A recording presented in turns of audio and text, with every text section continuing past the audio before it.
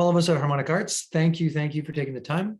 I'm here in the Comox Valley, the area of the Comox First Nations, and I want to give just reverence to this land, as well as just all the lands from wherever you're coming from. Just homage to the first peoples who were there and have created just a beautiful planet and really shown us a way of being in harmony with this planet. Now, I know things are changing in this world. We're really going through a lot in times like this. So this is why we wanted to do something on adaptogens. We wanted to really just support you with this understanding and awareness that, hey, there's some herbs here to help us manage burnout, manage stress, manage fatigue, mental anxiety, tension, all of these kind of things. So we're going to talk about some of that today. We're also going to talk about some of the other ways you can help work with kind of stress and burnout and just some high level stuff around supporting that. And like I said before, we're going to go for about an hour and a half. But it looks like we got about 143 of you on live right now. Wow, that's awesome. We got folks coming from North Carolina, Michigan. Looks like someone from Okotoks who loves Rhodiola.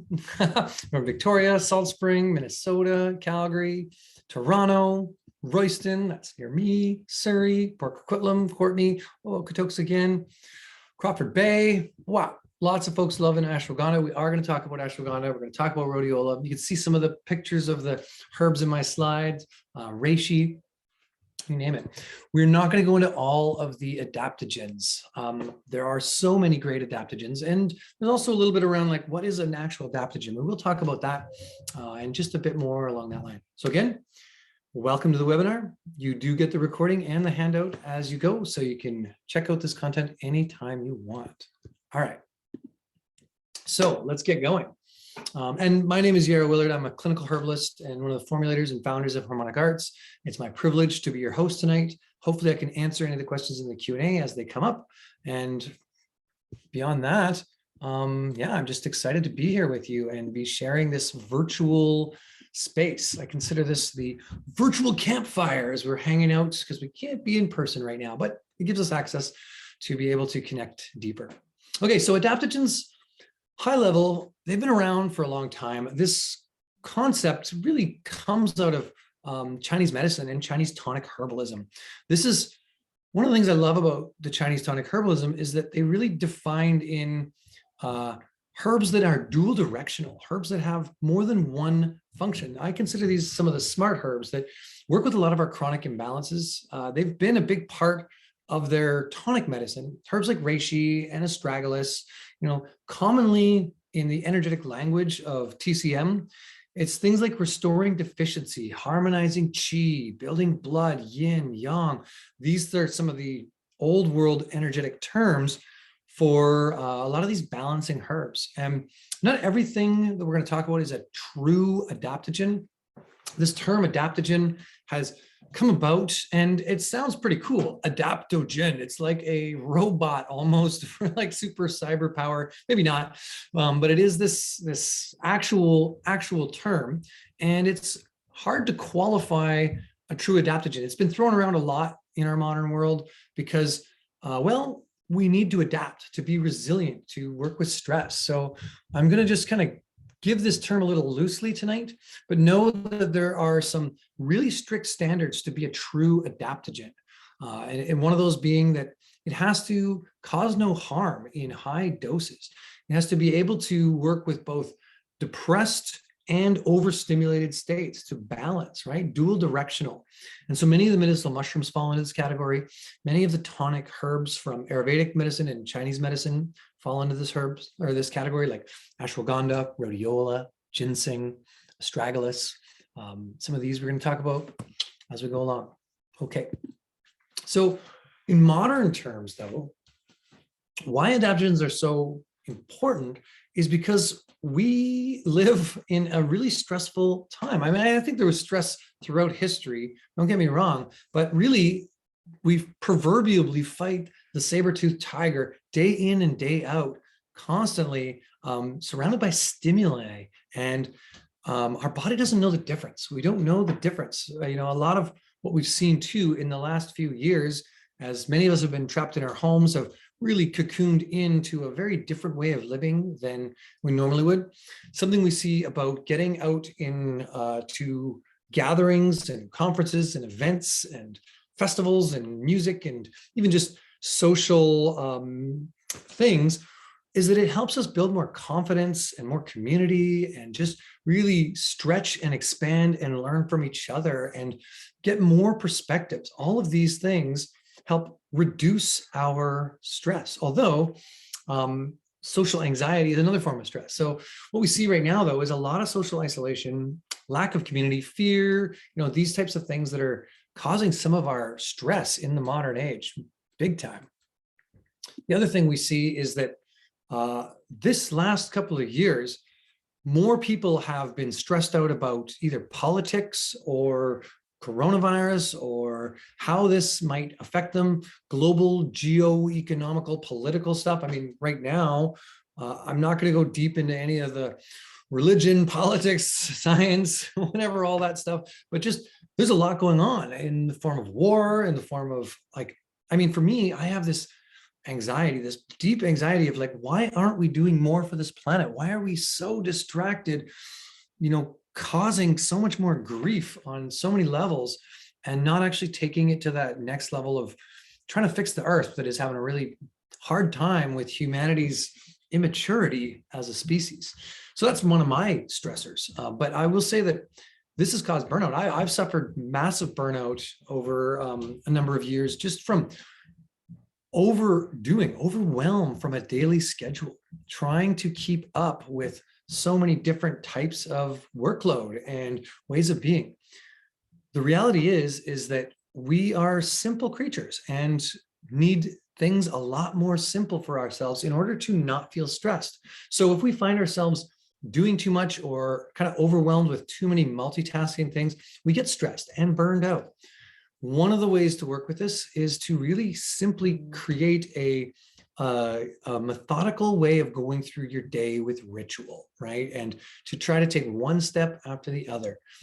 Part of the challenge is a lot of us spend a lot of time in beta wave consciousness of forward thinking and backward thinking and realizing that we're what ifing all the time and looking back at all the problems in our lives and in the world. So I won't go too deep into that, but besides the work, economical, political stressors of the world, there's so many more. So maybe just what are some of your stressors? Throw in the chat. What are some of the things that you see that cause stress and burnout in your life? A big one, like I mentioned, is environmental.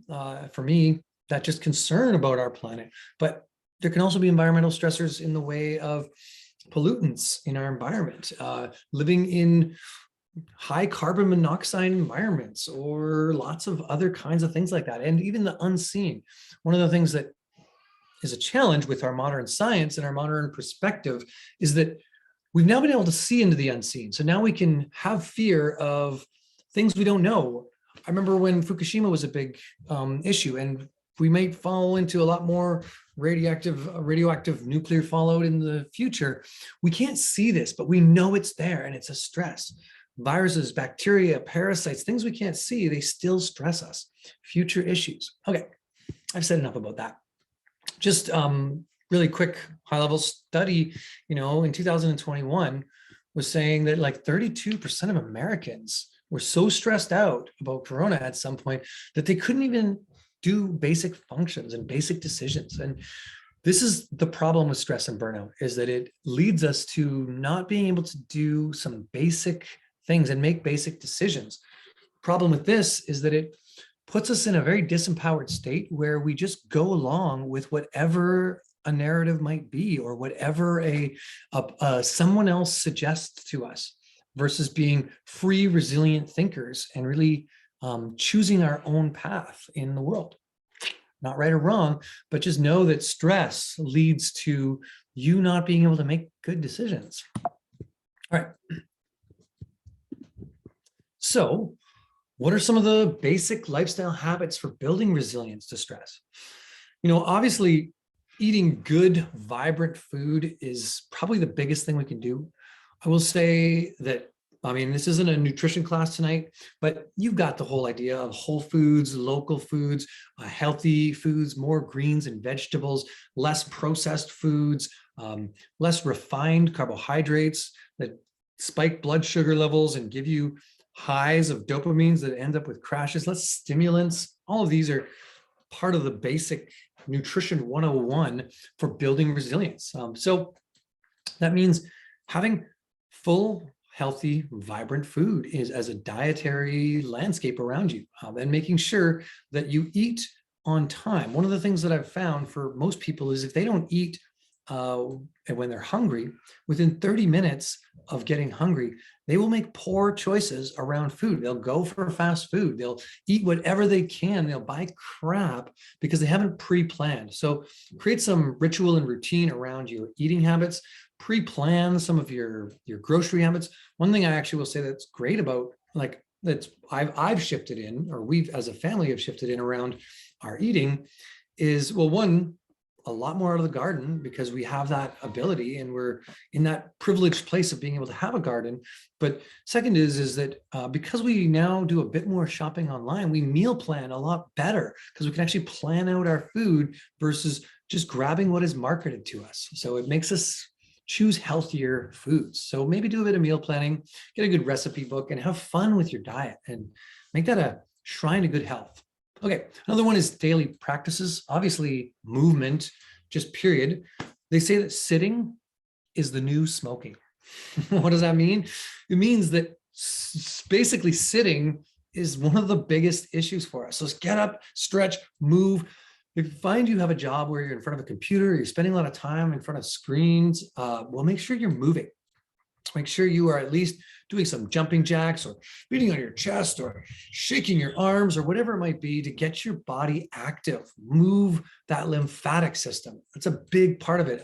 It doesn't get called out enough. The lymphatic system is the back alleys of the body. It's like the garbage ways of our body, and it needs us to physically move because it doesn't have the same kind of pump like the cardiovascular system has with the heart. So you actually have to move those toxins out of the body and to shift that.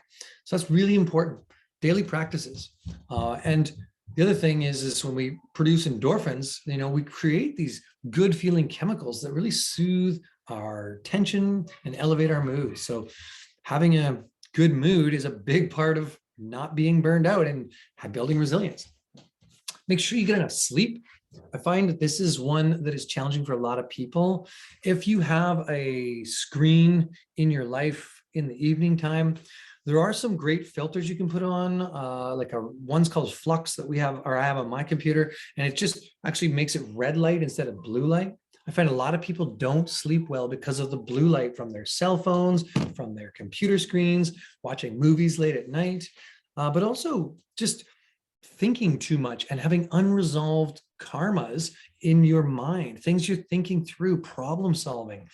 Try to shift out that in your daytime. Try to move through those challenging feelings. One practice I've done for before bed is to recall my day in the exact opposite order of how it occurred.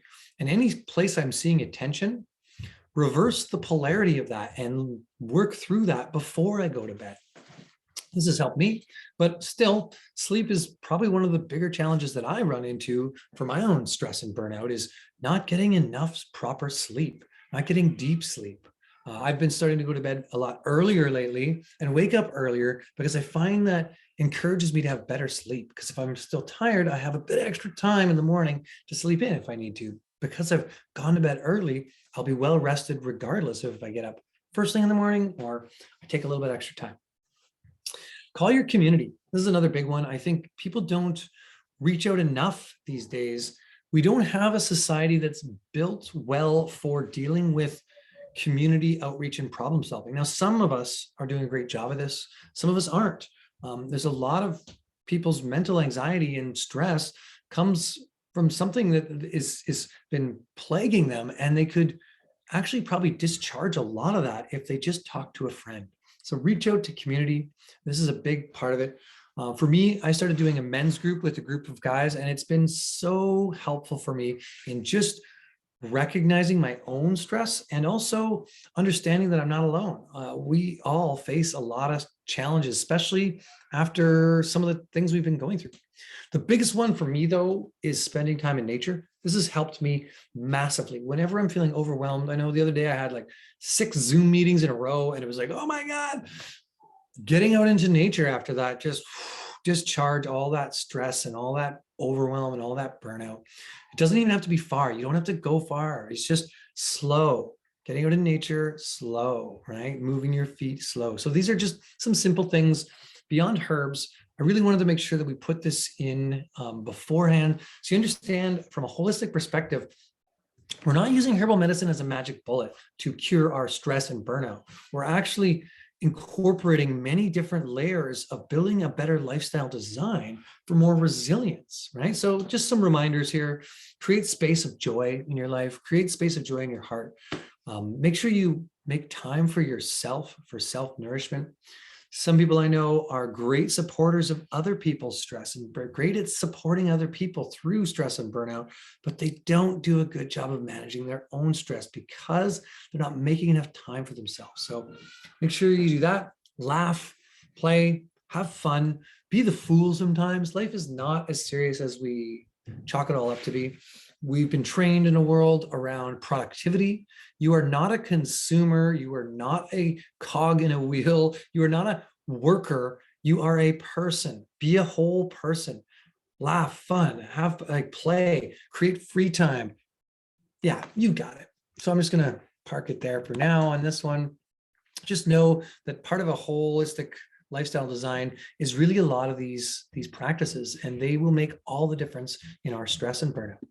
Okay, so what do adaptogens have to do with all this? Well, really adaptogens are herbs and mushrooms, and this is a loose term because again, there are some more specific from a herbal perspective terms, but really they help the body adapt to stress. They modulate the body's hormonal and physiological systems. Adaptogens are known for their capacity to balance and cushion the impacts of biological, environmental, and physical stress. So what does this mean?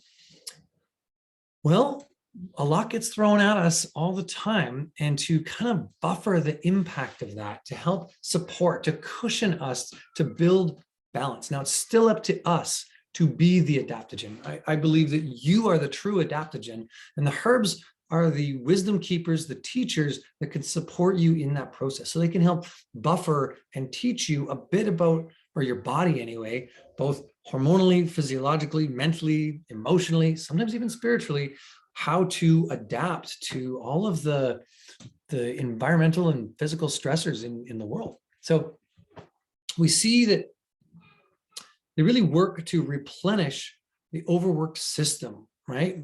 By nourishing and regulating the adrenals. That's a big one. I think our endocrine system in general is kind of like the FM dial. You know, when you get static in one, it starts to get static in the whole system. So whether it's thyroid and metabolism, hypothalamus, pituitary, or adrenal, or anything in the endocrine system, they're all related. So if you've got adrenal burnout, chances are the rest of your endocrine system's not doing so good either. So all those kind of herbs that work for even just one part of the endocrine system are going to gently support and nourish the rest. So many adaptogens help to regulate not just the adrenals, but also our whole endocrine system, as well as calming our nervous system. So there's a new kind of system. It's being called the endocannabinol system. And I don't love the name because I don't think it has anything to do with cannabis, but it's kind of like a master system that governs our endocrine and our nervous system, and really helps to regulate that. Many of these adaptogens function on that level. So it's not cannabis, it's actually like reishi and astragalus, even echinacea and ginsengs all function at this endocannabinol level, our endocannabinol system level, to really calm down our nervous system and to help restore our body. So many of our vital organs most adaptogens will have a restorative effect on the majority of our vital organs, not just one or two, not just like a liver herb or a lung herb, but a wider variety of our vital organs. We also see that in general, adaptogens help to protect against disease by building our immune system is the biggest thing, and by helping coordinate our internal systems to function more optimally. We see that this revitalizes, at least with many adaptogens, there's a revitalizing effect that's actually physical, but has a secondary effect on our mind and mental clarity because of the better flow of blood circulation, hormonal load, nervous system overwhelm to kind of calm down and buffer that. So these are some of the reasons why adaptogens are really pretty much the best herbs for working with, and mushrooms for working with stress. Okay, and I only see 2 questions in the Q&A, so I'm just going to give you guys a quick jump in there if you're with us live, and put in some questions if you've got any that have come up so far, or anything that comes along with some other herbs you want to talk about, or things you want to mention around stress. Okay, next I will say is that adaptogens really, they help the body, especially the hypothalamic pituitary adrenal axis. This is a big part, really regulating cortisol, the fight or flight or freeze. We find that, like I was saying before, many of us spend a lot of time fighting the proverbial saber-toothed tiger, whether it's cut off in traffic, stressed about our job, money, environment, politics, all of these things we've kind of mentioned. They're all fight or flight or freeze responses. And quite often it's easy for us to get stuck in one of these modes, whether we're angry and we're fighting, whether we're scared and we're fleeing, whether we're freezing because we don't know what to do because we're overwhelmed. These are common states. This isn't just you or me. So much of our world right now is burning out and stressed. So this is massive.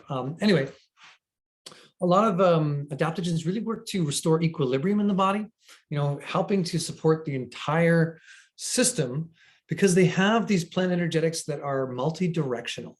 We call it dual directional, but it's actually multi-directional, because it's not just whether it's depressed or overstimulated.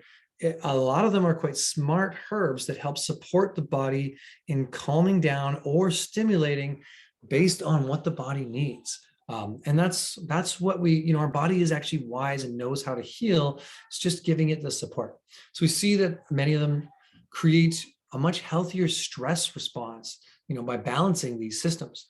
It's kind of like adaptogens fine tune the body. That's really kind of how it is, giving it that capacity to find a state of calm and focus and energy despite being exposed to regular stressors.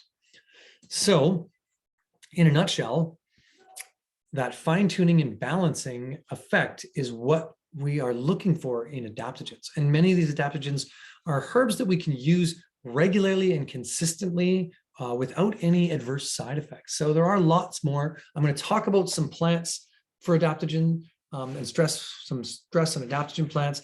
But I will say that this is not a comprehensive list. I'm just going to go deep into a couple of them and kind of really just talk about a few to give you a high level, but there's plenty more that we aren't going to talk about. Even things like maca that could be, a supportive. There's a lot more. Anyway, the first one we're going to talk about, though, is eleuthero. This is one of my favorite adaptogens. I love this herb. I think eleuthero is one of the best herbs out there because it's not, from an energetic perspective, it's not overly stimulating or depressing. It's not too yin or yang. It's not hot or cold. It's very balancing, very neutral. We see that eleuthero has a fairly neutral flavor. It's an easy herb. Because it's not expensive, you can actually get it and take it in abundance. It grows well, and it's easy to get sustainably. So I think eleuthero is just a top herb for me for a variety of reasons. But the biggest one, and this was also known as Siberian ginseng. It's not a true ginseng. It is in the Aurelia family, within the ginseng family, like the American ginseng, things like sarsaparilla and devil's club and all of these Aurelia herbs, lots of great ones, prickly ash, there's some great Aurelia herbs, one of my favorite families of plant medicine. But the biggest thing around this one is that it just overall balances our body, gently stimulating and mood uplifting, balancing our endocrine, our nervous system, cardiovascular system, working with overwhelm and body states. I'll say that eleuthero has a really good ability to improve cognitive function. It's just to help the memory and to help mental fatigue in general. It gives us a lot of energy. This is a good energy tonic, but it's not the kind of stimulant like caffeine might be. It's more of one of those balancing longer stamina building energy herbs. There's been many people who have worked with eleuthero to manage cancer. That's another great thing that eleuthero has supported. It's not a cancer herb necessarily, but just as an adaptogen to help manage the nervous system and build the energy and build the immune system, it can be part of that protocol. We see that it is great for enhancing exercise. Like I said, it's a stamina herb. So, you know, whether it's a workout or whether it's just having the energy to get up in the morning and get going, eleuthero might be a good one to add into your drinks. It's one that I love adding into my morning elixir. You know, it's been one of my favorite herbs to work with in the morning, just as a regular maintenance adaptogen to support the body.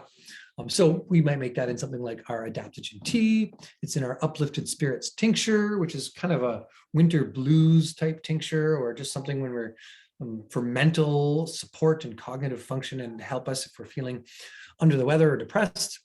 I'll say that another great thing that it's helped do for a lot of people, or at least some of the studies around eleuthero have shown, is increasing people with low blood pressure and helping to stabilize blood sugars. So, and many of the Aurelia herbs do that. Ginsengs can do that. Devil's Club is very classic for that, but eleuthero is another one that can stabilize blood sugar. So this was heavily studied in Russia as one of those superior herbs when they were trying to build the ultimate warrior, or whatever they were trying to build as far as human capacity. Eleuthero was one of the top herbs they were looking at for building better stamina, building better endurance, better cognitive function, more immunosavvy, powerful people. So building your resilience to all the challenges of the world. Anyway, I love this herb. I think it's easy because it tastes pretty neutral. You can throw it into almost anything. It is a root, so you're best to decoct it as a tea to make a decoction. Our Adapting Gems tea is really great as a decoction. It makes a nice base, almost like a bone broth, a herbal bone broth alternative. Love that tea. It's got a few other great herbs in there, like Schizandra, that are just more uplifting, a little cooler in nature. It's got some ashwagandha in there. It's got some rhodiola, it's got some reishi, some of the ones we're going to talk about today. Okay, but the next one we're going to talk about is ashwagandha. Now this one, I guess it's funny to me because I used to think, at least what I thought I learned in herb school was ashwagandha is strong like horse. And it's like, whoa, to have that stamina of the horse, the endurance of the horse, and to have this kind of ability to outpace oneself, to run, to have vigor, and to be this proud creature. And then I went and looked it up on Wikipedia, and the actual Sanskrit word ashwagandha means to smell like horse. I just had to chuckle and laugh at myself because I had this envision of this like stamina building, which it is. It has those qualities, but that it actually is to smell like horse. And yeah, ashwagandha has a bit of a smell. You take too much of it, it can really overpower your adaptogen coffee or whatever you're trying to make, your resilience blend, your tonics. So I like to keep it in a medium amount, but you do need a good amount. Any of these adaptogens, just to be clear, another qualifier of an adaptogen is it's safe to take in large doses for regular periods of time. Herbs that you should be able to take in bigger amounts without any adverse effects, which is one of the reasons I love working with them for the general public, in the sense of, doesn't matter what your health concerns and imbalances are, it's very likely that most adaptogens aren't going to have a negative effect on your health imbalance if you have such a thing, or even on a lot of the pharmaceuticals that are in some people's health regimes. They have more of a restorative tonic effect that is supporting your nervous system and your endocrine and energy levels. So in this case, ashwagandha is one of the most classic ones. And again, Indian ginseng, right? Everyone wants to be a ginseng. We've got Siberian ginseng, Indian ginseng. I mentioned maca. Another one would be suma out of South America, being Peruvian ginseng. Everyone wants to be a ginseng. Why? Because it's one of the more well-known, powerful adaptogens that there's a lot of science around ginseng to bring vigor. We're not even going to talk about ginseng other than this Indian ginseng, the ashwagandha. And I love this herb because it's really rejuvenating and it's yin in nature. So it's a little more cooling. great for things like insomnia, to help support the adrenals, but also hormone imbalances. Many women find that ashwagandha is a great one for supporting hormone imbalances, whether it's like that time between ovulation and menstruation, just not feeling in your top form. This is a good herb for supporting that. It's something you could take throughout the moon cycle to really nourish and regenerate the body, but also reduces anxiety, right? It helps with sleep. That's another good one, is it's really good for restoring sleep. I'll say that ashwagandha, like I mentioned, stamina, strong like horse or smell like horse. Either way, if you smell like horse, it's because you've been sweating, which means you've been working out. Good, at helping increase athletic performance. This is a big one. And with that, it's not just vigor and energy, it's actually also a good one for fertility. So men and women can take this herb if they're trying to have a baby. It's a good herb to really support both libido and to increase sperm count in men and to increase viability in women for helping to tone the uterus, right? And just create more fertility in that way. We see that it's boosting for testosterone for men. That's a big one with this one. We also see that it helps to reduce, just like the eleuthero, reduce some of the blood sugar imbalances. So if we see high blood sugar imbalances and spikes like diabetic or hypoglycemic tendencies, ashwagandha can be a good regulating herb to really support our body this way. Another one is that ashwagandha is great for reducing inflammation in the body. I think that's a big part of stress. A lot of us have a diet that is not very good for dealing with inflammation. Ideally, your diet should be 80% alkaline and neutral foods and only 20% acidic foods. And many of the acidic foods cause more inflammation in the body. These are red meats and shellfish and even tomatoes and things like that can be more acidic. So look at maybe an acid alkaline food chart and get a better idea of like what is more neutral and alkaline that you could be eating to combat inflammation. The other part of that, and it's not really part of this in the herbal side, is essential fatty acids. Most of us are deficient in our essential fatty acids. Those produce prostaglandins that are anti-inflammatory compounds in our body. So good fish oil or krill oil are my suggestions. But if you're a vegetarian, the evening primrose, the hemp seed oil, these are some good ones. Flax is okay, but not as good in my opinion. But yeah, black currant is another good one. There's a few good vegetarian sources for those too. But anyway, all in all, ashwagandha is mostly known for its stamina building and its cognitive function support. So a lot of people these days are finding it beneficial for brain function, for memory, for anxiety, for tension, for headaches, also for insomnia. Because it's yin and cooling, it's one of these herbs we can take at nighttime to calm down the mind when you have a wind in your mind, when you haven't processed all of your stuff for the day. All right, there we go. Look at that, 17 questions. We're getting there. People are asking the questions and I'm not answering them yet, but we'll get there, okay? All right. You can see ashwagandha is a herb we like to work with. It's in a bunch of our blends. Oh, I think that one, yeah, ashwagandha tincture we do, the adaptogens, adapt tea, used to be called adapting gems. I don't know if you've seen our new tea bags yet, but they're awesome. I got a compostable packaging for our tea finally, and just really trying to take it to the next level as far as our regenerative qualities, not just for the body, but also for what we put into this planet as far as any kind of waste material. And that's something we're really actively working at Harmonic Arts. It's in our golden milk. I find that ashwagandha goes great with turmeric. It's a good blender. Turmeric's an anti-inflammatory as well as ashwagandha is. We also have turkey tail in there. It's another anti-inflammatory herb, but also good for just supporting the immune system in general. So yeah, it's a little bit of ashwagandha. Next herb, and just another good friend of mine.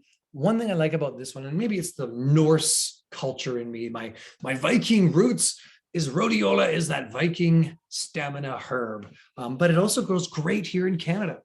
So I know some of you are joining us from the States. It definitely grows there too, but it's something we've seen. It likes the cold climate. So in Alberta, there's a number of rhodiola farms now. There's a bunch of people growing it. We've got it growing. I got a pot of rhodiola outside. We have some ashwagandha too, but it only likes the greenhouse. It's really hard to keep going all year long because of that. We've lost a bunch of ashwagandhas, but rhodiola, it just thrives and it's good and strong. So it's one of my herbs that, to me, because of that affinity to my Norse ancestry and because of the affinity to being that like stamina, cold weather Canadian herb kind of, it's a good one. It's one that I like. So really, it's been utilized to help deal with a lot of these similar things. And this narrative is not much different, right? Adrenal, mental fatigue. Here's some herbs. So put them all together, right? Start to work with a mixture of some of these plants. So in this case, we see that rhodiola is massive in supporting stress and adrenal. I think one of the big things is giving more stamina and really helping to regulate the cortisol levels in the body, really building us into more adaptable to dealing with that stress and that fight or flight mechanism. Another thing is that it helps with fatigue. So if you're feeling burnt out, lazy, maybe it's winter blues, maybe it's mental overwhelm, rhodiola is a good herb to really deal with fatigue, both mentally and physically. So just a powerful one that way.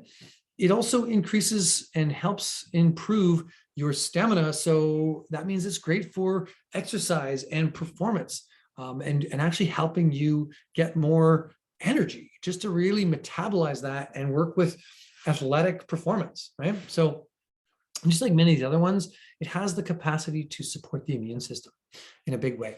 As well, what's not on this slide, but is also useful to know about rhodiola, is that part of that energy stamina building is its managing of blood sugars. Again, very similar to the ashwagandha and eleuthero story here, is that it helps manage blood sugars, spikes in blood sugars, more even blood sugar. So this is a herb that's been used for diabetes pretty heavily, actually. There's been a lot of clinicians that use it that way now. As well, we see that people who take rhodiola, or at least some of the studies have shown that they have less cancer. So there's a belief that this is an anti-cancer herb as well. Less said of that, and more longevity in general. In the north climate, rhodiola is one of those herbs to increase our vitality, our resilience, and longevity. This one's also in that adapting gems tea, or adapt as we call it now, and we sell it as a single tincture.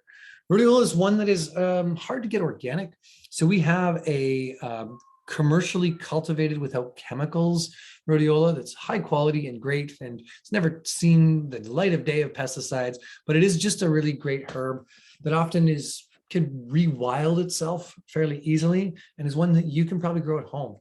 One of my recommendations with a lot of these plants is, even if you buy, say, herbal supplements or tinctures or teas or powders, and you mix them into your elixirs or drinks or whatever you do, having a plant around as part of that medicine, there's one way that a lot of plants help heal us. It's not just in taking them in supplements, but it's actually connecting with them and getting to know them a little more intimately and building a relationship with them.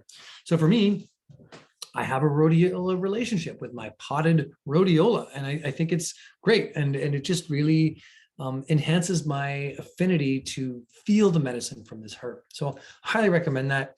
If you can grow any of these herbs, do that. Even if you don't use that for medicine, it's more medicine of the mind and spirit to be connecting with it.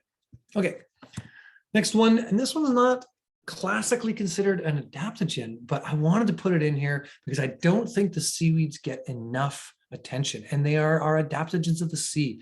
All of the brown seaweeds have some of these qualities, and so I wanted to just kind of bring up that some of the seaweeds are really bioremediators, and they work to clean up and work with that that balance between the ecosystems, and they're super resilient. They build resilience in the body. We see that many of the types of brown seaweeds have this kind of cooling, restorative effect to frazzled nerves. So I really wanted to bring in just seaweeds in general, because I think they're one of the less talked about and more powerful healers for resilience on our planet. But a big one of that is that they bring a lot of trace minerals with them, a lot of minerals to support the endocrine system, to support the nervous system, to support all body functions. And every enzyme cofactor in the body requires vitamins and minerals, but most of the time we end up taking trace minerals that are dead, or mineral salts like Himalayan salt that have not been alive for 6,000 years, or supplements in a capsulated or tablet form that are also dead minerals. Bladderwrack is a living mineral matrix that offers us really viable minerals that don't need to be woken up. They're already awake, vibrating at that level that our body craves. Whereas when we take a dead mineral in those other forms I mentioned, it's up to using our body's chi or energy to reinvigorate it, to re-wake it up. So just as in general with supplements, I'm a herbalist, so I'm not as big of a fan of what I call dead nutrients. And there's nothing right or wrong. You choose you do you. But from my own perspective and intuition, living, vibrating, levity-filled organisms in my diet are far more in tune than dead, stripped away minerals in a capsule. So I prefer minerals from like sea salt is a great way to get minerals, or earths and clays and bladderwrack and nettles and yellow dock for iron and all kinds of herbs like that. I way prefer to work with those either in a liquid format or in a dried format as a powder or a tea. Okay, so this one is one that we also see is very anti-inflammatory. I think that's a big one, is that it has an anti-inflammatory effect, not just inside the body, but also externally on the body. Bladderwrack is a great one for putting on eczema and putting on external rashes and heat and inflammation that way. So highly recommend that if you are somebody who is prone to more inflammation, you look at the seaweeds for helping mineralize both inside of the body and outside of the body. It's also quite immunomodulating, so it supports the immune system. It's got something called fucoidan in it and fucoxanthins. The fucoxanthins are very antioxidant, which is some of that anti-inflammatory effect. And there's some of the pigments in the seaweeds, but also the immunomodulating effect of the fucoidan. Now, most of you are probably hip to the world of medicinal mushrooms a little bit. I'll say that seaweeds, the brown seaweeds, and fucoidan are the ocean's version of that immunomodulating chemistry. Fucoidan is very similar structure to branched polysaccharides that we see in medicinal mushrooms. So I just want to give it a big love to the sea, to the ocean, to these ocean plants that are here to also help heal us, like the brown seaweeds. And fucoidan being one of those awesome compounds. We sell this in a sea veg blend, which is a mix of nori, dulse, bladderwrack, and kombu, I'm pretty sure. Maybe it's bulk kelp. Oh, I think it's a two browns, one green. Yeah, sea lettuce is the other one. It's in there. Okay. And then we also, we see this in our sea breeze tea. We have brown seaweeds there. That's actually the bulk kelp. The sea breeze tea used to be known as green tea, and it's really an energy vitality tea. It's one of my favorites. I love it. If you haven't tried sea breeze tea from Harmonic, please do yourself a favor, get a bag. It has notes of cedar and nettles and a little bit of spearmint in there that goes along with this bulk kelp saltiness. Oh, it's just such a favorite, such a good tea. And then we also, obviously, you can get bladderwrack singly. One thing I didn't mention yet, but it is on the slide, is really thyroid health. There's a lot of, that's where it's most classically known for. Bladderwrack is for its iodine content and supporting the thyroid and metabolism in general. Okay, so that's a little bit about bladderwrack. Let's talk about some mushrooms. Just a quick time check. I've got, we're about halfway through here. So before I get into mushrooms, I'm going to stop the slideshow and answer a couple of questions because I'm sure they're piling up. I see a few in here. So we're just gonna take a minute, jump back just to me and answer some questions. If you're in the chat and you're asking questions, just know that I'm not going to check the chat for questions, so put them in the Q&A. But please, if you have questions, ask the chat as well, and maybe somebody in the chat wants to banter back and forth or give you some answers. You guys are knowledgeable. I'm not the only one here that knows something about herbs. I know that you guys are with it and savvy and quite herbally informed yourselves. So please share and comment and add more to this conversation. Okay, so first question I'm going to answer is, can we say that mushroom, okay, this is a question from Hannah, and it says, when we say that mushrooms is not correct product customer, not the correct form. I'm not sure. I'm not going to answer that question because it's not quite clear question. Okay.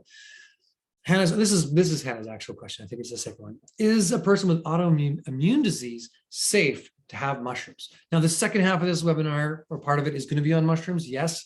And I will say that 100% autoimmune is one of the places where many of the medicinal mushrooms really, really shine. And actually many adaptogens shine here too. What we want to not have are herbs that are single directional stimulants, like echinacea can be in that way, that's stimulating the body, or oil of oregano, or single herbs that are going to stimulate the immune system in one direction. Many of these immunotonics and things like adaptogens tone the immune system. So for sure, reishi, chaga, turkey tail, those would be the three that I'd be looking to mostly for autoimmune. And like, there's just a ton of studies on this. So yeah, I'm going to say they're very, very safe and probably far better than almost anything else you can take to support autoimmune. Okay, so another question on mushrooms. Can you take lion's mane long-term? This is from Trina. And yes, you totally can. This is a gentle mushroom that is actually a food mushroom out of Asia. It's a supplement here, but in Asia, they eat it as a soup. They make a goji, usually peach resin goji lion's mane soup, very delicious. I actually had it when I was in China. It's a traditional brew. There's plenty others, but they consider lion's mane to be really good for the nervous system, but also for the digestive system and to give you happy tummy. So yeah, they eat it consistently and regularly, and long-term, no problem with lion's mane. Although in order to get the most bang for your buck out of any of these things, I believe in the wax on, wax off, which means take it for a little bit and take a break. Take it for a bit, take a break. High dose, take a break. Slow, that way. Okay. All right. Christine says, okay, if you have high anxiety and need to subdue that quickly, what should you take for an adaptogen? I think you actually, if you have high anxiety, you're looking at really nervous system support. There's acute herbs, right? So things like ashwagandha, they're going to help with anxiety, but there's also acute herbs that are very specific for anxiety and very specific for calming down. So things like reishi are great, but it's more of an adaptogen long-term. So if you want to subdue that quickly, you're looking at things like that are going to calm the nervous system, even chamomile, passion flower, skullcap, blue vervain. These are nervous system supportive herbs, right? Those kind of herbs on the right now. A little bit of essence of lavender, ashwagandha is great. Lion's mane is going to help with some anxiety. Reishi is definitely for calming down the mind. They're long-term things. So think of adaptogens as more of that long-term support, because you get into states of high anxiety consistently or regularly. So that's where I want to just remind you that adaptogens are the slow and steady wins the race type of herb.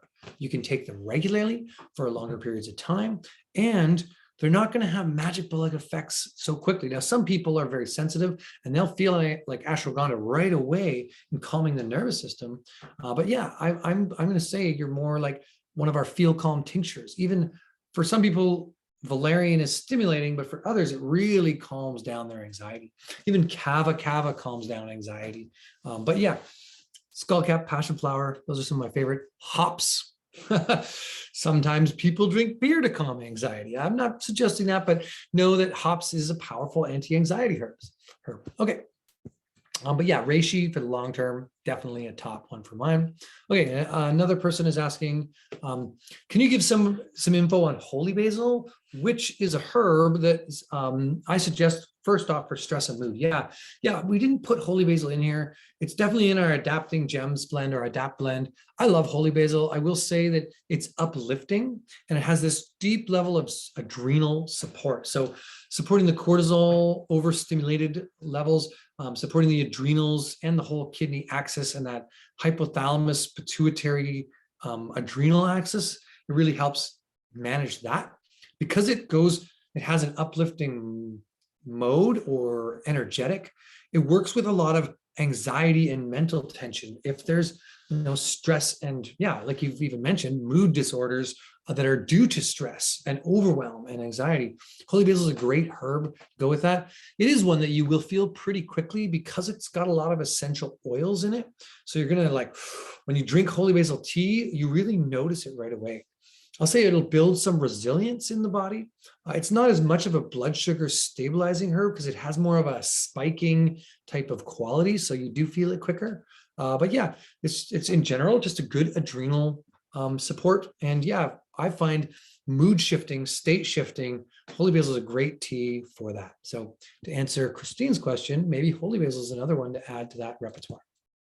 Okay.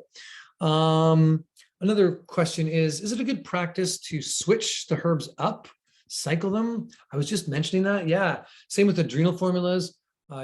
Basically, yeah, I would say that it's very useful to do that, to make sure that you are switching them up and cycling them. Think of your body as going through cycles. Everything is concentric rings of cycles. When we look at it from a holistic lens, all health is about concentric rings. Everything from the in-breath, out-breath, the blood pumping through the body, it's going this way and then coming back to the heart, and then out from the heart and then back to the heart. The food is moving through our body in a cycle. Our feelings are moving in a cycle. Everything is moving in. From an energetic perspective, we are actually this toroidal field generator, kind of like a donut moving down the piranha tube. Our energetic body is the cycle of movement, our lunar cycle, our solar cycle. So we have to always consider from a holistic lens that we want to take these things in cycle. We don't want to take them all the time. There's no problem with taking them all the time. My father's been taking reishi for 40 years, pretty much every single day. But to maximize them, we wax on, we wax off. So what kind of regime might that look like? Well, if we want to go a little more esoteric to the lunar cycle, you might take your adaptogens during a building phase, which is from new moon to full moon, 2 weeks on. Maybe you want to do 3 weeks on, even from new moon till that quarter moon, and then take a little bit of a break for 1 week off. So 3 weeks on, 1 week off. That's a great way to cycle them. I'll also say that adaptogens are really useful during times of stress and challenge. When are those? Those are back to school, fall time, right? Those are spring season, that last spring cold when the weather changes. When things shift, that's when adaptogens are really good to take. So if you're looking at it from a solar cycle, you're thinking about cycling these on the fall and the spring season more so. So we're just moving into a really perfect adaptogen time. Now, you might also see that I get winter blues all the time. I have a hard time in the winter. Well, that's when I want to cycle up my adaptogen. Maybe vitamin D in the summer is my adaptogen that helps me get that energy I need. So again, I really want to empower you that you are an intuitive and intelligent being, that your body knows what is best for you. So I've given you a couple of ideas around cycles, but please listen to your body and please give it the respect it deserves, the confidence it deserves to actually tell you what is the best type of cycle for you. Okay. JC says they have the adaptogen tonic from St. Francis. It says not to use if you have bipolar. What's this warning? I'm going to say that warning comes from, just because I understand this from a Health Canada perspective, and it is likely to do with one of the herbs. It's not a luthero, it's not rhodiola or ashwagandha. It could be the holy basil. It could be the schizandra. It's got milky oats in there. She's mentioning that, and that's another one we haven't mentioned, but milky oats, amazing anxiety tension tamer. Love the milky oats. It's one of my favorites. It's in our Feel Calm blend. So I think that St. Francis does a good job too. They create a great adaptogen tonic here. It's fairly similar to our Adapting Gems tea or Adapt tea. It's got some of the similar herbs. These are some of the best herbs to work with, is things like ashwagandha, rhodiola, eleuthero, the holy basil. Schizandra is another one we didn't mention. This is a great herb. It tones the body. It's very good for skin and good for liver support and for toning all the internal organs. It's tightening, but it also has all the 5 flavors. So Schizandra is another one you might want to think about when it comes to choosing your adaptogens and choose them wisely, because there's so many. That's another way you might want to cycle on and off. Like Schizandra is one that, again, should be used for a period of time. There's a fable in China around using it for 100 days. And if you take Schizandra for 100 days straight, your skin will be as clear as a porcelain doll, and all your internal organs will be renewed. And this is kind of an old fable, but it's toning and tightening and renewing the internal organs. We also see that, yeah, that reflects in the outward facing beauty of the body, because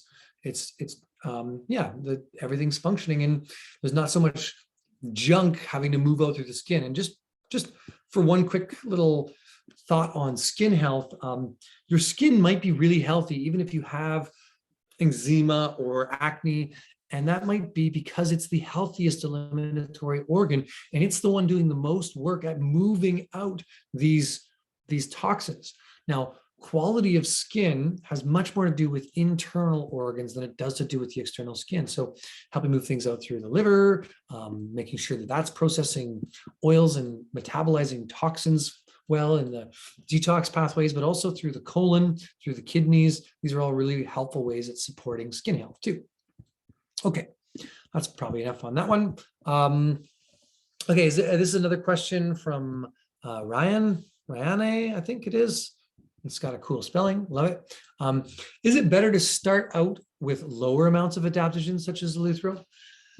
I don't think so. I mean, you can, like in general, I suggest you start slow with herbs, or low, like you take a smaller amount, but I have confidence in most of these adaptogens that they're quite gentle and that you actually need higher amounts. Most people don't take enough is the bigger issue. Like therapeutically, to take a tea means 6 cups a day, right? Nobody drinks that. They drink 1 cup and they think, wow, that was great. That really helped me. Well, it can, but if you really want a therapeutic dosage, at least 2 to 3 cups this size of an adaptogen tea is going to have a very therapeutic effect on the body, right? 1 cup, yes, toning, gently nourishing the adrenals, supporting the nervous system, supporting the immune system. But my suggestion with the eleuthero, is a good 30 drops minimum of the tincture, or a good strong cup of eleuthero tea. Or put in an adaptogen blend, and sometimes the blend together has a better effect. So I don't think you really need to take the low amounts of them. In fact, I would say the opposite. You should probably take a therapeutic dose to really get those results if you're trying to take it for a specific health need that way. Okay. So the next question from Cindy is, isn't Panax ginseng the best to take? I think it's around ginsengs. She was asking this. And yeah, around ginsengs, Panax ginseng is the most classically known, but it's not actually the best. It's very yang in nature. I'll say that ginsengs, American ginseng is quite yin in nature, and Panax is quite yang. So it's energizing. The challenge is that it's typically I'm going to kind of proverbially call them the used car salesman type energy that's high paced, adrenals, sales driven, like fiery people that want to take fiery ginseng herbs. They're the people who should take the opposite. They should be taking the cooling, calming herbs.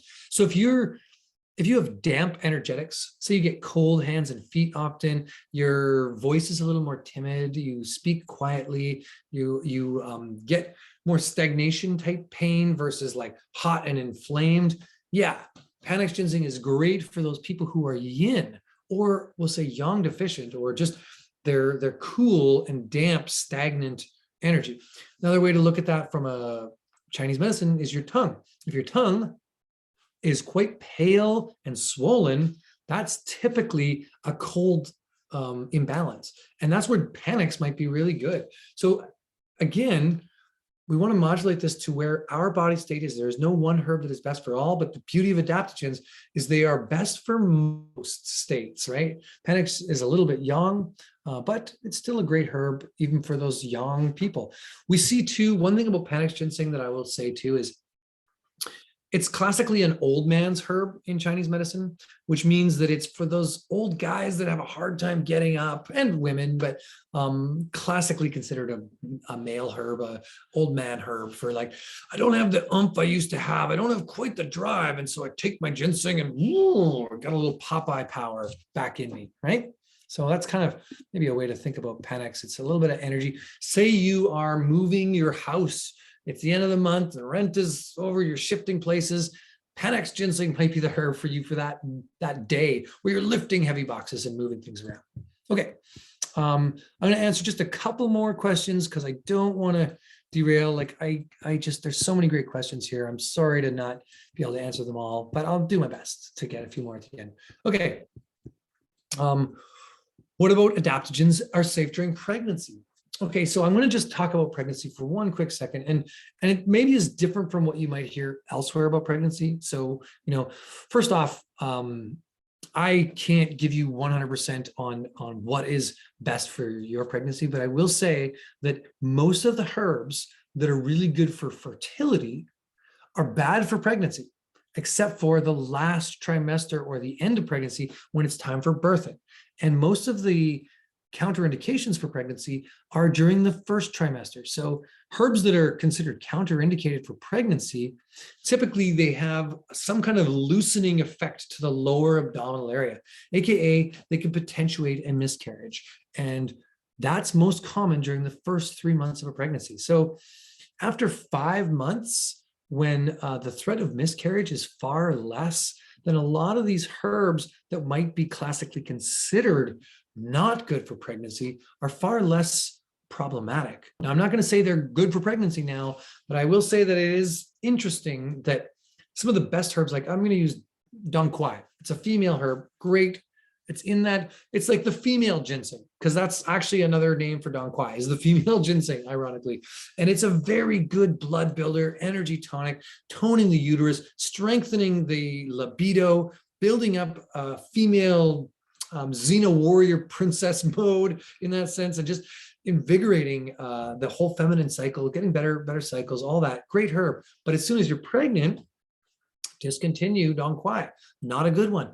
Might cause you to miscarriage. It might be too blood building that way. So just not a good herb. But as soon as you have a baby or you're trying to give birth, Dong Quai becomes a great herb.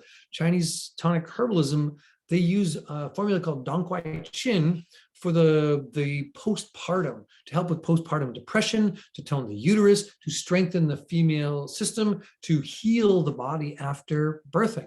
So here's where some of these things happen. And Dong Quai is not a true adaptogen, but it's almost like that female adaptogen, right? That female tonic. So again, safe or not safe, it all depends on the situation. So I would stop. What I would do is use your adaptogens to get pregnant, or maybe not to get pregnant. There's other ways to get pregnant, I know. And I'm just kidding here, but to help build the vigor of the body, to strengthen and fortify and nourish the body. But once it goes into that nutritive state, you don't want to use those adaptogens for that first little bit of time as much. I don't think there's a whole ton of counterindications that way, but really it's like we have ducks right now, and mama duck is on the eggs, and she's just in still mode. And then it's maybe as a metaphor, be in still mode, take it easy, slow down, reduce anxiety in other ways, just like stop, drop, and really nourish yourself with good food, maybe a bit of nervous system support. But anything that's loosening the lower abdominal, discontinue, anything like that, any diuretic, any cathartic, any like lower digestive tract herb, kidney herb, discontinue all those. Okay, well, that was actually a longer question. So I'm going to do one more. Does eleuthero raise, well, I'll do a couple more quick ones. Does eleuthero raise blood sugars or blood pressure? The answer is only if your blood pressure is low. Eleuthero is very good for supporting low blood pressure. But if you have high blood pressure, eleuthero is not going to have a negative effect on high blood pressure. It's actually just a balancing herb. This is the beauty. Many of these dual directional herbs have that kind of effect. And Iva is asking about adaptogens that are safe to take with antidepressants. I'm thinking SSRIs. Many of them are. The biggest issue with antidepressants, just so you know, Iva, and so for anybody else, is actually a biochemical pathway in the liver called cytochrome P450. This is a detoxification pathway that helps break down. The other one is serotonin reuptake. Well, serotonin inhibiting herbs, right? So most of these adaptogens aren't that. I would say things like reishi, all the medicinal mushrooms, very safe to take that way during that phase. I wouldn't maybe do high spiking herbs. Maybe things like holy basil might be a little stimulating. Small amounts, no problem. But in general, adaptogens aren't unsafe for antidepressants. They're actually fairly safe, but again, everything's dose dependent, and most of the time they don't affect those biochemical pathways. It's things like St. John's wort that affect that, right? Ginkgo affects that. Okay. All right, answer live. And let's see, one more question. Where do we begin to determine what combination of adaptogens to use or opposed to individual herbs?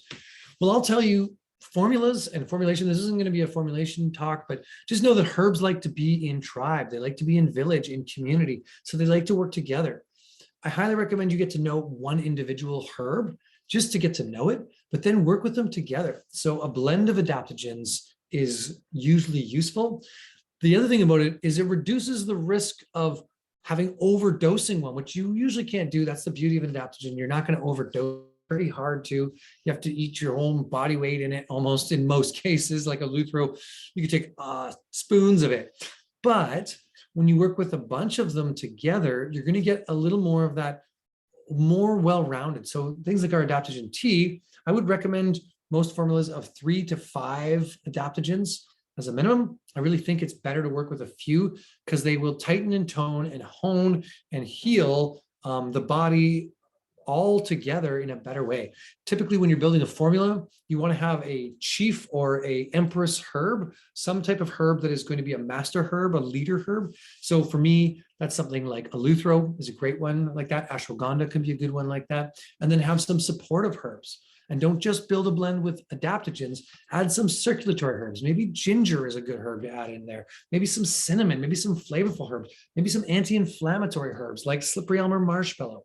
So just think about it that way. Build a holistic formula like you build a holistic community. Build a village in your formulas. Okay, that is enough questions for the now. And I'm going to go back to our slideshow. All right, next we're talking about mushrooms, and I will try to answer more questions, so please add them in, even if I don't get to them. I really appreciate seeing your questions, and I hope to get to as many as I can at the end here. Okay, so adaptogens and mushrooms. First one I want to talk about is reishi. Love, love, love this mushroom. Some of you know this already, but I have a daughter who's 21 years old and her name is Reishi. I've loved this mushroom for a long time. And she has a real affinity to it. She actually grounds me in certain ways. Reishi is a grounding herb. It's like Buddha herb to protect you from your own mind, for meditation, for bringing us back into our body. Traditionally used for thousands of years, really as one of those adaptogens to modulate our system. It's got antiviral, antibacterial, antifungal properties, antiparasitic even, and it's just really antipathogenic in general. So helping to deter various critters that are anti-life to us or are robbing us of some of our energy. It's also got quite a few antioxidant polyphenol groups in it, and a lot of these phenolic compounds that are in reishi are in the fruiting body. So we want to make sure we're working with a fruiting body extract of reishi, not just a mycelium, because that's where we see the cholesterol lowering qualities, the antioxidant qualities. Some of those allergy protective qualities are in these phenol groups, and some of the bioflavonoids that are in there. It has a little bit of quercetin in reishi, but it's got really a lot of mostly polysaccharides, and triterpenes are the main compounds that work with reishi. Polysaccharides are definitely in the mycelium, but the triterpenes are only really in the fruiting body, and the polyphenols are only in the fruiting body, a lot of the vitamins and minerals and those aspects of it. Anyway, we see that reishi helps support our liver. It works with radiation protection. It's in a formula, BioShield, that we've made. I might have a new name now. I think it's BioShield. Maybe it was Radio Protec at one point. But yeah, just to support building healthier systems and dealing with radioactive isotopes, things like our cell phones, helping ground us from those, EMF damage, that kind of thing. Supporting healthy cell growth, which is another word of saying anti-cancer, anti-tumor, helping regenerate good quality cells in the body. We see that some people would call this meditation in a bottle. And I've talked about reishi lots in the past, so I'm not going to take any more time too much. Just know that reishi is a supreme adaptogen, one of the more powerful ones that I would highly recommend you invite into your spectrum of adaptogens you work with. So now on that note, we put it into, we have it as a single tincture and as a mushroom powder. I prefer the reishi mushroom powder. The tincture is awesome. It's easy to work with and tastes powerful. I really like it, but in smaller doses, whereas the mushroom powder I put into my morning drinks, or take the Activate, which is one of my favorite of our elixirs because it's really packed full of superfoods. It's got reishi and chaga in it. I do like to add a little cordyceps in there for me because it gives me more energy.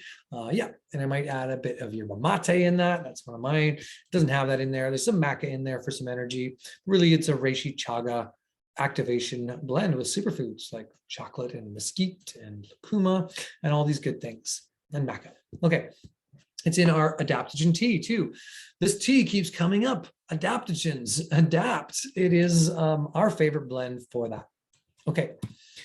Another one is cordyceps. Now, cordyceps is growing in fame. I love this mushroom. I think it's one of the more well-studied mushrooms in the last 5 years. We're seeing at least, when I was in China in 2019 at the Medicinal Mushroom Conference, which is a conference with, there were 62 countries from all over the world presenting papers on mushrooms. It seemed like more papers were being presented on cordyceps in 2019 that year, and with really cool stuff, really neat things around all of the different ways in which cordyceps can support the body. One paper was even on how cordyceps can, because of what their understanding about cordyceps is not a single organism, it's actually almost like a little microbiome of mycelia surrounding the outside of the cordyceps that are eating the insects that we see, because cordyceps grows on insects. We're seeing that it can produce all kinds of cool chemistry. They were able to produce ginseng compounds. Those ginsenosides are a ginseng type of alkaloid, I think it is. Yeah, anyway, maybe I'm wrong. That's not alkaloid. Anyway, long story short, they could produce those. They could produce ganodermic acid, which is a terpene group. Many different really interesting active compounds from other herbs could be teased out of cordyceps. So I just thought that was cool, so I shared it here. But really, it's a bronchodilator and kidney adrenal support. That's the main way in which we would work with cordyceps, is to increase stamina and vigor. It's got a lot of libido enhancing and fertility enhancing herbs. And just as a little quick hint, if a herb enhances fertility, it's most likely an adaptogen, right? Most of these adaptogens do that. They have a really good, really good kind of ability to enhance our fertility, right? To enhance our libido, to give us the ability to do a big part of what we're here to do on earth is procreate, make the next generation, and also improve better cellular uptake, better cells in general. Lots of studies being done on cordyceps around cancer and around cell health and oxygenation to the cells, as well as just oxygenation in the blood. And lactic acid buildup in the muscles, all that kind of stuff too. Yeah, cordyceps is just a good one. It's in our 5 mushroom elixir, our hot chocolate. I will recommend that as one of my favorites, the 5 mushroom hot chocolate. Although I like Activate better. Sometimes I mix the two together. Sometimes I mix the Kickstart in there. There's a bunch of these yummy chocolatey elixirs that we make. I like Kicktivate, actually. That is my favorite, which is Kickstart and Activate together, because I like that energy. And then I throw a little bit of cordyceps in there as my favorite kind of morning tonic type beverage. Okay, next what I want to talk about is turkey tail. Turkey tail is really, I like how we have this written, the microbiome friendly mushroom that restores balance to our vitality or vital function when immunity has been weakened by long-term stress. Another word for turkey tail has been the defender, to defend the body. It's defensive mushroom that really enhances our immune system. It's very much well studied for some of the compounds in it, like PSK, polysaccharide crestine, and polysaccharide peptine, PSP, for its cancer treatment and working with helping reduce the radiation damage from chemotherapy. So some of the studies out of Japan were showing up to 400% better recovery rate from people going through chemo using turkey tail. So this mushroom is one that's been well used for supporting the body in these deep imbalances, whether it's cancer and things like that, and tumor systems, or whether it's immune or macro inflammatory conditions. We see it really having antiviral compounds. So it's one I would put into my antiviral blend. And it's actually, yeah, I think might even be one we use in our antiviral blend. It's a good herb for that, not just HIV, but just really helping the body recognize viruses better, helping the liver deal with viral load better. It's also very liver restorative. So just in general, it's something that maybe if somebody had Hep C, this would be a really good mushroom to work with. It's got some antioxidants too. It's got another, like reishi, a lot of polyphenols. It's another fan mushroom, similar, much smaller, but has a lot of benefits that way. So antioxidant, antiviral, liver protective, fortifying the body, just a good one for long-term stress-induced damage to the body, as well as increasing the immune system. So you can find that one in our golden milk. Of course, it's on its own, and we have it in our 5 mushroom powder, but it's also in our 5 mushroom hot chocolate. So the next one I want to talk about for mushrooms is chaga. So all of these, reishi, cordyceps, lion's mane, chaga, they are all types, or no, I didn't say lion's mane, sorry, turkey tail, chaga. Lion's mane isn't truly an adaptogen. It's great for the brain, very much a neurotonic and brain restorative and nervous system health support and memory support, but not quite because it's more of a fleshy food mushroom, it doesn't have as much of that adaptogen function. Whereas chaga, on the other hand, is one of the supreme antioxidant, anti-inflammatory mushrooms that really stabilizes blood sugars in a great way and really enhances the body's ability to be more immunoresistant and immunosavvy. So it has that dual directional effect with all those polysaccharides in it. And it's just a good one for working with cardiovascular health in general and some antiviral triterpenes that are in there too. So great mushroom. Chaga tastes amazing. It's a good one as a base for your tea, putting it in as a broth base, just a great herb that way in general. Love this mushroom. There's enough said about chaga though, so I'm not going to say too much other than you can overdo chaga. I have seen people overdo chaga because we have some serious chagavores out there who have got really into this and overdone it, taking it every day. Highly recommend this one for those transitional seasons again. I definitely every fall put a pot of chaga tea on and I brew it up for a good 3 weeks. I'm drinking chaga tea when my kids are going back to school. I might do it 2 to 3 or to 4 more times throughout the winter. A nice kind of wax on, wax off between fall all the way through to spring. In fact, I think I'm due for another pot of chaga tea on the stove this weekend because that's how I like to do it. Is I put it on the stove and I might add some other herbs. I make this, sometimes I make what's called an evolving tea where I'll start with chaga tea, drink that the first day. Then I might add some of these roots, these adaptogen roots in there, like our Adapting Gems blend, or maybe some ashwagandha and a luthro or other adaptogens on day 2. And then maybe on day 3, I might add in some leafy herbs. And I'm rebrewing this constantly. So 1 pot of tea is going to get me like 20 to 30, maybe not quite, maybe 15 brews, but I'm doing it over the course of a period of time where I've got maybe 1 liter to 2 in the pot at all times, and I'm adding herbs based on how they like to be extracted. So roots and barks and mushrooms can be extracted longer. So I might start with chaga and reishi, but then add in these roots and then add in leafy parts of the herbs. And then on the last day, I might add in flowers. Also things like schizandra, hard berries, they can go in on day 2. So this evolving tea is just a fun way I like to make tea. And it's starting with a pot of chaga tea and just adding a couple other herbs in as I go. Fairly intuitive. But yeah, I'm feeling called this weekend to make a nice adaptogen tea. And that's how I'll do it. Okay, so you'll find chaga in our Kickstart. Love it. It's in our 5 mushroom. Like I said, Kictivate being one of my favorites. It's also on its own. So quick little, a little bit of love from Harmonic Arts. I want to just say that our mushrooms are, there's a big difference between the mushrooms we offer people and what is commercially available in a lot of the products that are out there. A lot of people are using a mycelium on grain product. We offer fruiting bodies, that are really not diluted and have no fillers in them. And they offer a greater variety of compounds, more active compounds.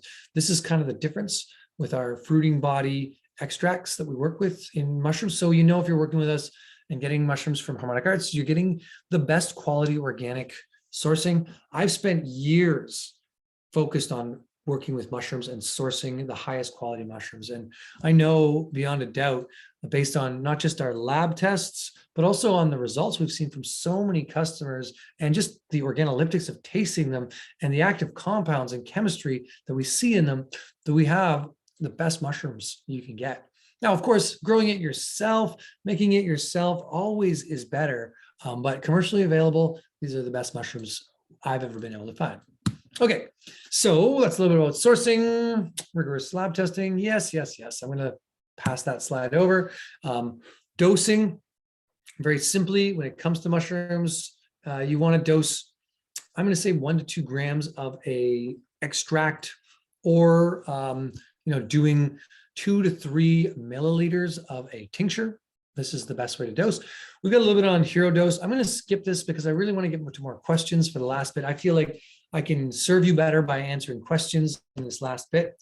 Just know that you can get a lot of our products, both online and in your local stores, our teas, our tinctures, our syrups, which aren't on here, but our elixirs are some of our favorites.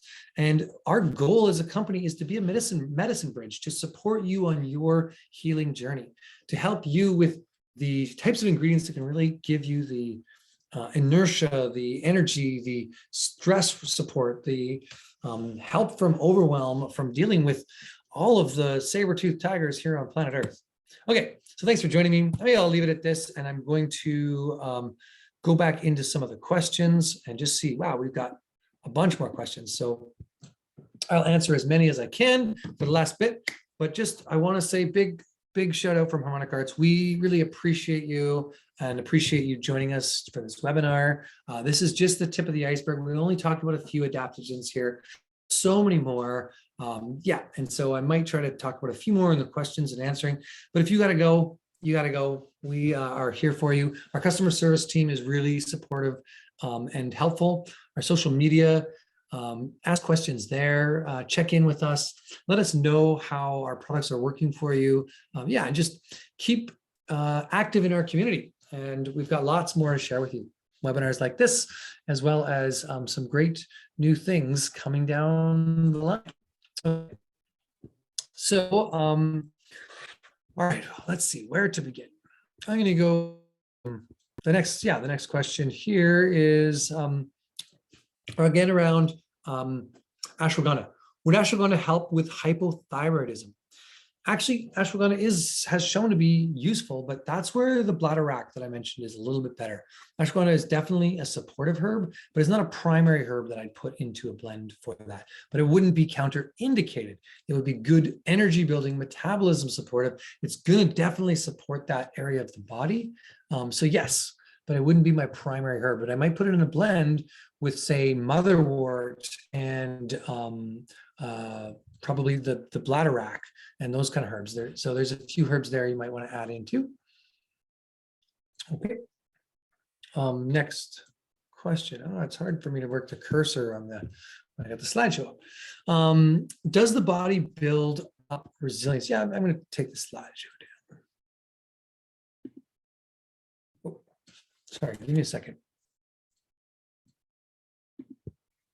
Yeah. I'm just trying to move. Thanks. You can, okay, last slide here. Visit our website, follow us, send us love, share with your community what it is you like about Harmonic Arts and all that good stuff. Back to me. And just try to answer some of your questions live as much as I can.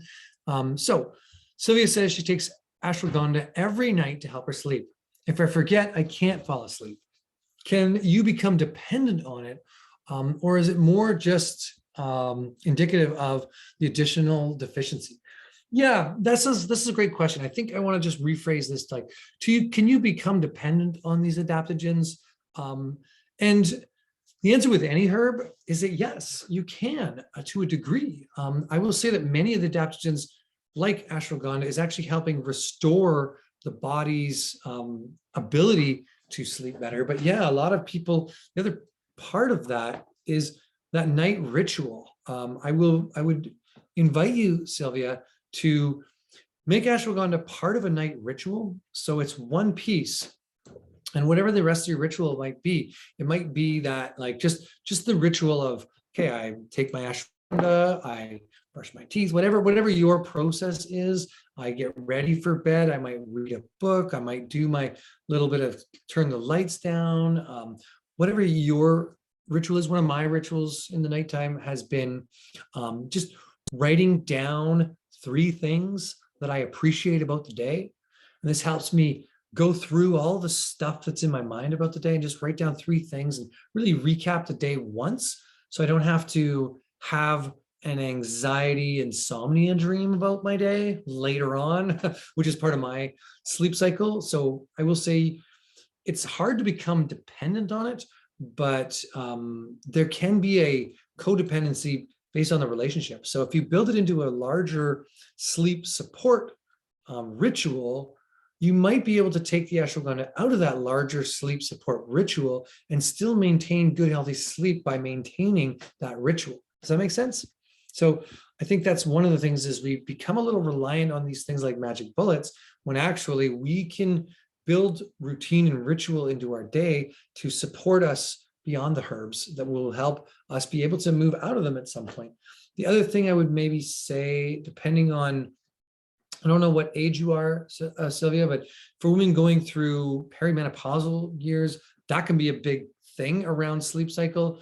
For some women going through different parts of their menstrual cycle, it could be different times where that can be a problem. So I just maybe think about those as some other factors that might have to do with your current state that might shift at some point. Okay. Next question is from Brenda. Could rhodiola be used for heart disease? You know, I haven't really heard it used that way, but because it's good for the cardiovascular system in general and for energy and adrenal stamina, I think it has that. It has some antioxidant compounds in there. So some phenolic groups and some things that would be good for heart disease, just in oxidative damage to the cardiovascular system. So yeah, I think it would be great for heart disease, but it might not be your primary heart herb. So you might add rhodiola in for energy that way and stamina and adrenal support. You might work with hawthorn, or you might work with some other herbs that are going to work on the heart. Reishi is far more of a heart herb. So reishi's center of gravity is the heart. That'd be an area I would maybe focus on with reishi. And maybe that rhodiola would be part of that, but we might add in hawthorn. We might, yeah, there's other herbs that you might want to work with for heart disease, especially things with flavonoid groups in them, all your fruits and berries and all these kinds of things, strengthening the beat of the heart. Ashwagandha might be another one you want to add in as far as your adaptogens go. Okay, next question is from Kara. And Karen, and sorry, I'm going to get to a couple of these questions that are a little further down. I might have to high grade a few questions because we don't have a lot of time left. Her question is, are decoctions and tinctures more effective than supplements? Some of these herbs are in supplements that I take now, but I'm wondering how well I'm absorbing them. Yeah, this has been a question on my mind for a long time. I don't believe that you do a great job of absorbing a lot of things in small amounts in capsules. Now, I'm not saying capsules are bad. Actually, there's lots of great things you can do with capsules. They're easy to take your herbs consistently. They make it much easier to take them. But if look at the formula, see how much is actually in there. When you make a tincture or a decoction, you're definitely going to get more of those herbs, as well as more active formats that your body can more readily uptake. So yeah, tinctures, far better absorption than capsules, and powdered herbs in general. Think about a powdered herb as you're getting all the fiber. Think about a tincture as you're extracting out all the active chemistry and leaving some of that fiber behind, and you're really just getting something in a delivery system that goes deep into the body. It doesn't require digestive function, that goes right through the cell, the mucous membranes of the digestive tract, and becomes blood in 5 minutes. So tea and tinctures are a great way to go. Now with the decoction, many of these adaptogens are roots. If they're roots, then you break open the chitin layer and the lignans and all the plant fibers, and it makes the active chemistry more bioavailable. Whereas when you just take a powdered herb, you're really not getting all that active chemistry because your body's, yes, it's powdered, so there's more surface area, but your body's not actually absorbing it as well. And so I do like to make hot tonic beverages in decoctions, but I will add lots of powdered herbs to my decoctions afterwards and create some kind of elixir type thing. So my open-ended answer is do both, but you're definitely going to get better absorption from tinctures and decoctions than you will from capsules in that sense. Not that capsules are bad. And I also would say elixirs. So something we do is make these elixir blends, and they're with powdered herbs. You add them to hot water.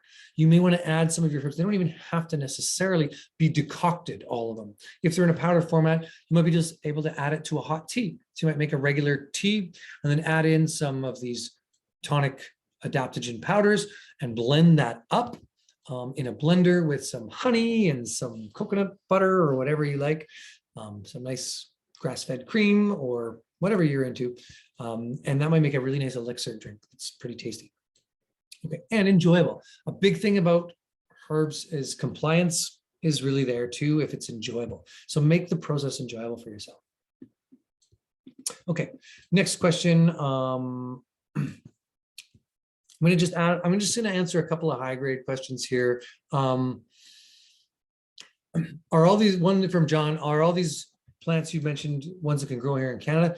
No, the rhodiola, definitely. You can grow some of these in greenhouses. You can grow, like I've got, I just went and actually visited a mushroom cultivation farm yesterday. A lot of fun. Got some blocks that I took back of like lion's mane for me to grow at home, some plugs to grow reishi in my maple trees. So I'm hopefully doing a whole bunch of mushroom experiments this year. So yeah, you could grow some of these in wood, depending on where you are. I'm on the West Coast, so it's a little easier for me. Not everyone in Canada has access to temperate climates that you can grow some things outside. So you might do them inside or greenhouses. So, okay. So yes, no, you can't do all the adaptogens locally. You can't grow them. And Rosanna is asking if it's safe to harvest bladderwrack from the Atlantic Ocean. Yeah, quick high level on bladderwrack and safety and harvesting. With seaweeds, where there is good current, where there's lots of flow of water, good ins and outs of tides, lots of movement, seaweeds are safe. It's where there's stagnant energy and then a lot of runoff from houses. So the bigger issue is actually house runoff, not ocean toxins and pollutants. It's much more because the seaweeds grow closer to the land. How well is the drainage? How well is the movement? How much flow is happening in the ocean? Or is there a lot of stagnancy and a lot of runoff from human waste that way? So that's what I'd be more concerned about. So yeah, definitely safe to harvest in the Atlantic Ocean, but just look for places with good amounts of flow in the water. Okay. And then another one about bladderwrack, because I think this is, I'm just getting to questions for when I was talking about bladderwrack, I'm sure. Is the iodine content in bladderwrack too much that'll affect the thyroid function negatively? Yes, it can be, but not too much. Usually it's not going to affect the thyroid as much as give the body a bit of jitters if you have too much. So you might get a little bit of hyperthyroid for a second if you're taking. It will regulate. That's more in taking like high doses. And it's almost only for people who are already quite hyperthyroid. I will say I've put bladderwrack in my bath. We do like to do herbal baths around here. That's another way herbs extract through the skin is in a bath. Put them in a little muslin bag in your bath. And we've done some bladderwrack baths, and it can be a little bit stimulating if you have too much in there. I'll say that. But really, if you're hyperthyroid, and some of the signs of that are fast talking, moving, bulging eyes, like blah, blah, blah, kind of energy, that's going to be a little more hyper metabolism, then you don't probably need that herb as much. Whereas it's much more for hypothyroid where you're iodine deficient. If you have issues with iodine and you want to take bladderwrack for the fucoidan, the biggest thing to do is to make a tea or a soup with it. Iodine is volatile. You can totally cook off the iodine and have a very strong decoction or just tea of fucoidan and fucoxanthins. Now, if you brew it too strong, you're going to degenerate some of the fucoxanthins because they're antioxidant phenolic kind of groups. But if you make a nice strong tea, you don't boil the living bejesus out of it, then yeah, you can cook off the iodine and get all of those I'll say, adaptogen benefits. So putting bladderwrack in a tea form is a good way to go. Okay. For people on high blood pressure medications, is Eleuthero fine? Yes, it is. Not been any counterindications. The only issue with high blood pressure medication, this is just in general with herbs and high blood pressure medications, is that they artificially increase your blood or they lower your blood pressure. So if you start to naturally lower your blood pressure, you're going to see that you need less of your high blood pressure medications. So just know that as your body recalibrates, as it rebalances, and you're on high blood pressure medicine, it's not the Eleuthero that would be the problem. It's that your high blood pressure medication might be too much for you at this point. So I just recommend anyone on high blood pressure medications, as they start to actively create exercise, eat better food, take herbs that are going to naturally support their blood pressure, that they do this in tandem with regularly checking your blood pressure. And if their blood pressure is going down regularly without their medication, or even too much with their medication, they get their blood pressure medication reduced, right? That's the biggest concern I have. And unfortunately, people might blame a herb for that, when most of the time it's that the herb's helping the body regulate, and the high blood pressure medication is actually artificially lowering the blood pressure too much. Okay, said enough about that. My herbalist roots here. I'm like, okay, why can't we work together? Okay. Amanda is asking, is there many organic rhodiola growers in Alberta? Most of it's not 100% organic, but it's definitely cultivated without chemicals. What I mean is it is organic, but it's not certified. And one is, it sounds so much like Harmonic Arts. I think it's Harmony Herbals, or maybe it's Harmony Herbs. They're growing some. There's a few. Yeah, I've personally been to some. Okay, so she's saying contact Argo if you are interested. Okay, right. Awesome. Yeah, I think rhodiola is a great herb to grow in Alberta. And so thanks for that. So contact Argo if you're interested in getting some organic rhodiola from Alberta. Awesome. I'll check in with that too. Pass that to our purchaser and see what we can do there. Okay. And another question about bladderwrack, is bladderwrack safe for someone with hyperthyroidism? I just answered that not really, unless you decoct it and cook off some of that iodine, and then it's definitely safe. Okay, what seaweeds and medicinal mushrooms are helpful? This is from Liliana. What seaweeds and medicinal mushrooms are helpful for autoimmune conditions in cats and dogs? Most of them. The only issue with cats and dogs is nervous system stimulating herbs. So I definitely have seen some people work with some adaptogens. I'm a bigger fan of medicinal mushrooms. Seaweeds, yes, no problem. Cats and dogs, no problem with most medicinal mushrooms and seaweeds. So I'm going to say yes. I'm recognizing, though, that we're 9 minutes over our time, and I just want to honor your time. I don't want to take you too long. I'd love to stay longer, but I just don't want to go too far over that. I see some questions about what are the benefits of shilajit. Awesome herb, powerful but careful. And another question about has chaga and oxalic acid. I'll say yes, too much chaga can be high in that. It's not as high as people think. It's just that some people do way too much chaga, and so there is some concern over that. But that's the same thing with nettles. It's the same thing with a lot of herbs like that. I do see a few other questions that I just don't have a lot of time to answer. Really, dual extracted mushrooms is another question. Do they need to be dual extracted? Ideally, they do if you want both the terpenes and the polysaccharides to be bioavailable. A breast cancer survivor asking if they should avoid adaptogens. I would say no. Definitely, most of these adaptogens are really going to be helpful for protecting the body from repeat cancer. There's a lot of support that way. This is why we wanted to do an adaptogen webinar in part way, is that these are some of the safest herbs to work with. They're some of the best herbs to work with.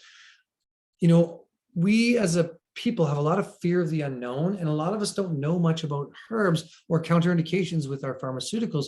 So this becomes a big thing that I see come up for a lot of people. I really recommend that adaptogens are one of the best places, one of the safest places for you to start, and also to do your own research a little bit more around that. There are not a lot of counterindications with most adaptogens.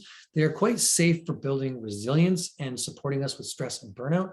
And they're just one of the better ways for us to start to get into working with herbs. Okay, my friends, I've taken you 10 minutes over time. Appreciate you. Thank you for joining me in this webinar. And if you have more questions, just know that your pocket gods, your internet connectors can help you find those. And you are the adaptogen that you are seeking. These herbs will teach you, give your body the supportive nutrients and intelligence from the natural world that it needs to become that adaptogen, to be more stress resilient. But don't forget that this is only part of a holistic path.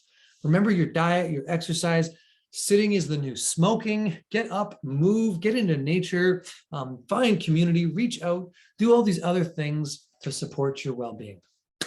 Thanks for joining me. May the forest be with you. Live long and prospore, my friends. We'll see you soon. Ciao for now.